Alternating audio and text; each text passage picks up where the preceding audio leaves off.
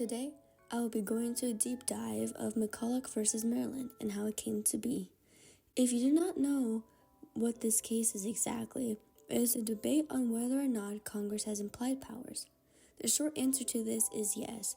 This is a case where the Supreme Court determines whether or not that Congress has implied powers because of the necessary and proper clause that was stated in Article 1, Section 8. The lore of this case starts off with Alexander Hamilton in 1790. He was the very first Secretary of State of Treasury, who was the one who brought up the idea to Congress that the United States should have a national bank. His argument to this is that with a government bank, it would be able to help stabilize this new nation. The bank is the perfect solution to this since, with it, people can help pay for the government debts via taxes and supplying paper money. With this as Hamilton's argument, he did manage to convince Congress to create the first national bank, which was put in Philadelphia in 1791, with other branches of the bank scattering throughout the United States. For 20 years, everything was going well until the charter of this bank expired.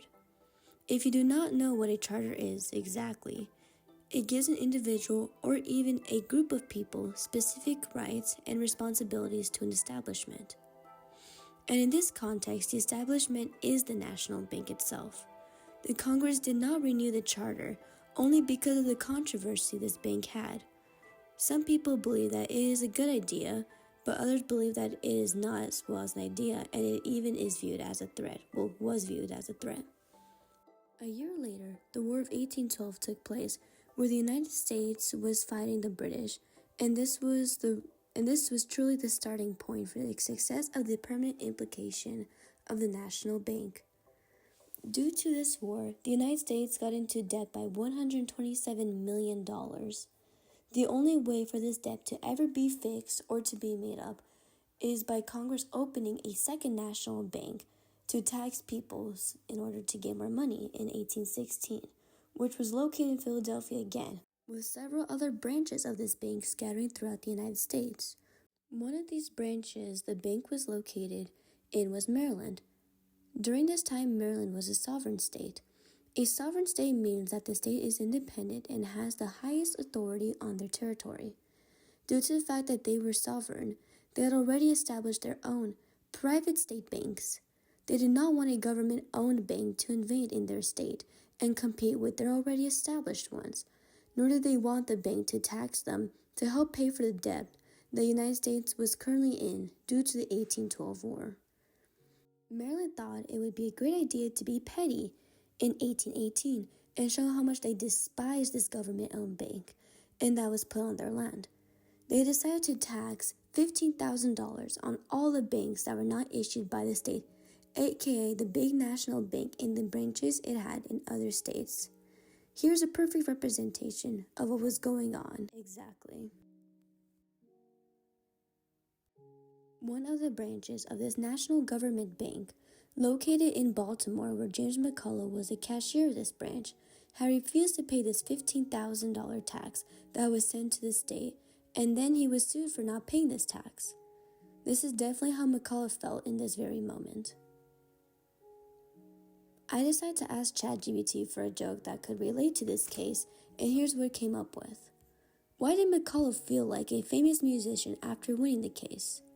Because he became the rock star of the constitutional law. Anyway, moving on.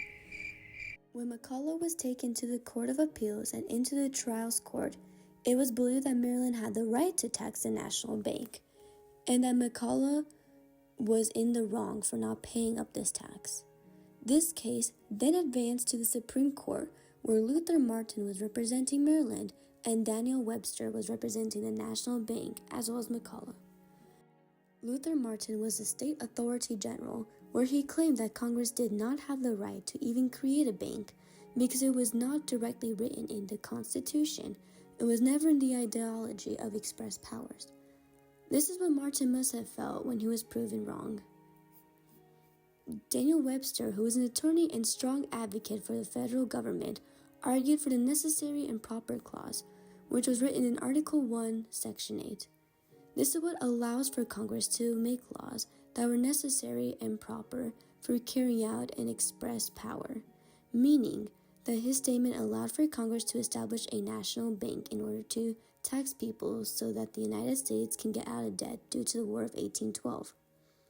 He said that the bank is equal to necessary and proper way in order to complete Congress's responsibilities, such as borrowing money and collecting taxes.